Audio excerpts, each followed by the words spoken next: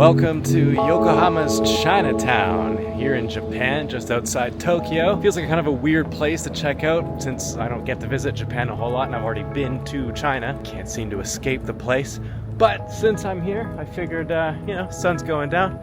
Why don't we see what Chinatown here in Japan in Yokohama is like at nighttime. But you know what the fun thing is about Tokyo, and I guess Yokohama, because it's not quite Tokyo, is that it has like a real character. Like the city feels like a character. Think about like Casey Neistat, right? The way he shot his videos when he was vlogging. It felt like New York City was a character in his videos. And I get the same kind of feeling to Tokyo and Yokohama. Like I could have a life here because the temperatures are normal and I can see myself running around here and stopping in cafes and stuff. I'm not saying you can't do that in Taiwan, but I suppose that's the truth about any city that you live in. You know, people get a little bored of it, or the city that you live in loses its luster and you feel like you have to go somewhere else. I'm not saying I feel like I belong in Yokohama or Tokyo. I don't speak Japanese. I've hardly spoken to any Japanese people, but I don't know that I felt that about any city. I'd love to know in the comments if you guys live in a place where you feel like you really belong, you really settled in there. It's your town. Let's give this a try.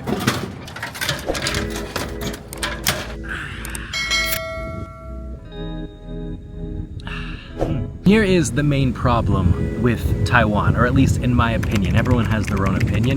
Feel free to disagree with me in the comments. That's not a problem. You see, the thing about Taiwan is that you're never gonna fall in love with a place just by going there and seeing it once. It doesn't really have an atmosphere or a feeling or a character to it that's gonna make you feel like, oh wow, I'm in Taiwan. I've mentioned this in videos in the past before, but in my opinion, Taiwan is more of like a blank canvas for you to make your own conclusions as to what it is. In fact, even to Taiwanese people, the answer is going to be different if you ask them, what is Taiwan and what Taiwan should be in the future? And so even to local people in Taiwan, they don't really have an answer for what Taiwan is. And I find that really interesting. This sort of atmosphere, this feeling, this character that places have is important to me. I've been looking for this kind of place my whole life, a place where I can kind of fit in and feel like I belong, a place where I can walk outside my front door and feel like, wow, I'm in insert place here. Taiwan took me years to figure out, why I like it and what it's all about. I find that not necessarily a problem with Taiwan, it's just I think that Taiwan takes a little bit of getting used to, a little bit of time to love and grow. It's not somewhere where you can just go and visit and think, wow, this is amazing.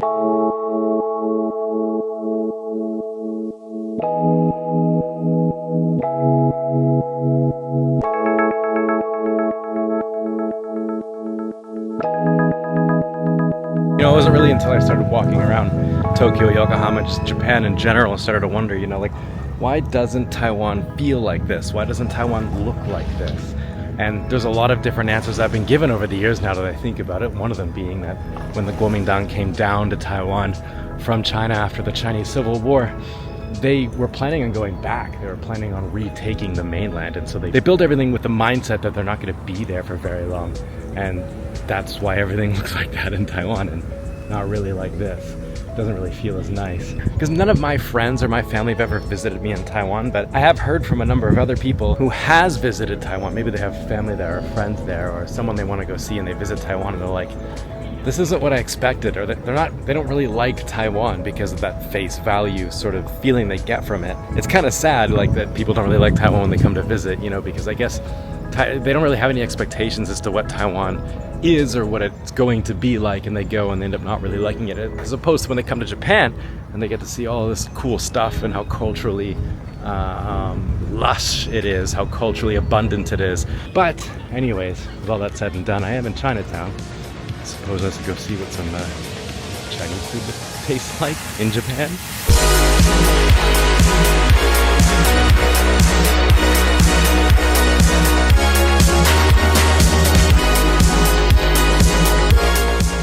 I'm just one person, so I should get a set. Yes. Yeah, just one, yeah. Okay, that's spicy coconut vegetable.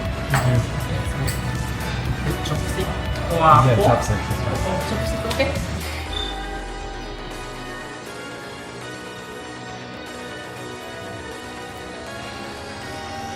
So that was not very good, but it just didn't really taste like much. I felt like I had COVID and I couldn't taste my food.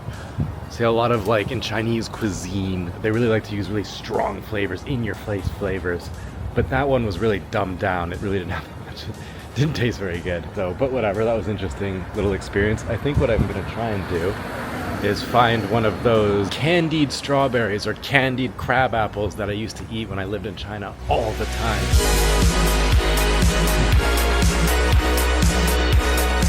哎，你会说中文吗？会说中文。草莓的400一个，还有550块钱。550块，好。谢谢。谢谢。 It feels weird communicating in Chinese in Japan, but I got my candied strawberry. Oh wow.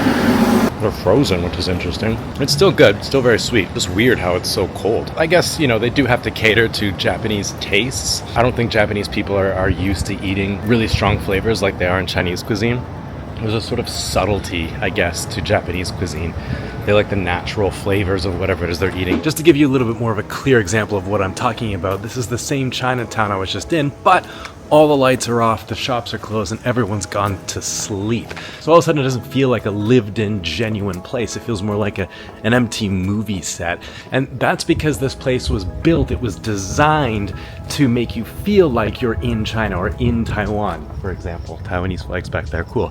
It's supposed to cater to the Japanese people and other foreigners to provide them with what they think in their own heads what China or Taiwan is supposed to look like, when in reality, Taiwan and China doesn't actually look like this. See, Taiwan, like I said earlier in the video, was built with more of a temporary mindset. It wasn't built to last. It wasn't built with the idea that people were still gonna be there. Okay, surprise.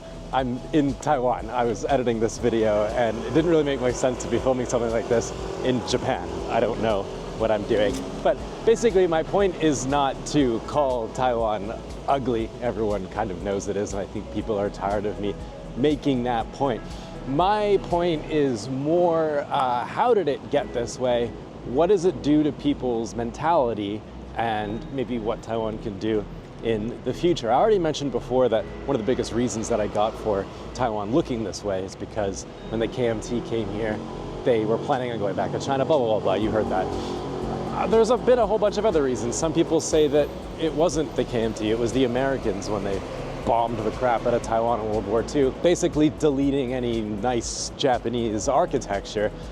Some people say that it's just the way that the people want it to look, because while the land that some of these buildings are on are worth a lot of money, the buildings themselves aren't worth anything, and the people don't want to tear them down because they work. And some Taiwanese people even see the way that these buildings look as an improvement, because Taiwan looked so bad before that they actually kind of look a little bit better now. I don't know, there's a lot of different reasons I've been given. I'm sure some more well-read people in the comments will tell me how it got to look this way. Now I'm in an area of Taichung that's actually quite nice. It's a park that's become very popular with people over the course of the past couple of years. It's been kind of redone, and I think it looks quite nice. It's a very popular place for people to come and sit and relax, or read a book, or walk your snake. And I think this area is a good example of where Taiwan can head in the future, because there are some buildings here that have been put up that look okay, they're new and they don't look all that bad. And provided that Taiwan can maintain them well enough to look nice in the future as well, I think it's a good way for Taiwan to have its own aesthetic, its own appearance, like Japan has, which I think is something that's important in Taiwan. It's something that Taiwan can really benefit from. To have its own kind of style, to have its own look, to have its own atmosphere, its own feeling, to have its own heart, its own kind of soul, I guess, if that makes sense. I think that they shouldn't go too far down that extreme. If you take Singapore, for example, I've never been myself, but one of the criticisms I see people often have of Singapore is that that city is too clean, it's too sterile, it's too sanitary. It takes away from that lived-in atmosphere that some really nice cities have. I don't know that Taiwan will go that far. It's not really a part of their personality or their culture to make things look that nice. But who knows where it will go. Take this building, for example. For my Western audience, how old would you wager this building is? And whatever your guess is, it's probably too high. This building probably isn't that old, but it looks terrible with the bars on the windows and the exposed plumbing and AC and wires hanging on everywhere. But then there's not much Taiwan can do about it, because if they decided that it was up to the government to kind of get rid of these buildings and put something nice and new in its place, the government would have to make these large sweeping reforms where they would have to knock down all these old, ugly, and quite frankly, often illegally built buildings. And they would displace like a pretty sizable portion of the population. It really wouldn't work. And you know, a lot of people in Taiwan are reluctant to sell the properties. There's all kinds of reasons why it wouldn't work. But for me, you know, I've lived here for so long, I don't even notice that anymore. I used to, and it used to really kind of bother me how not nice the cities looked and how kind of old and run down they were, rough around the edges.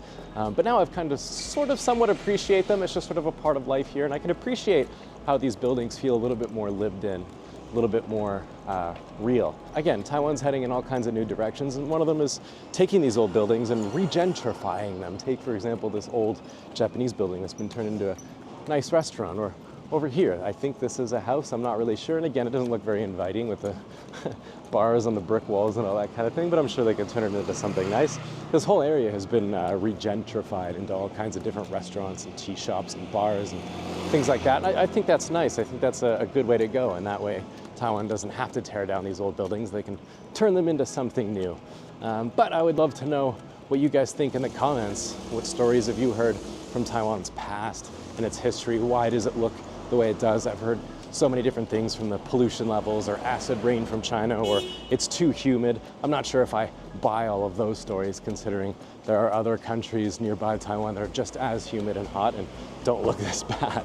So I'm curious what you guys think, and maybe a bigger question to ask you guys for the comments is, where do you think Taiwan is headed in the future, as far as you know, generally speaking or aesthetically speaking, however you want to answer that question. Let me know in the comments down below. Now, I did finish this video off in Japan, so let's go back there.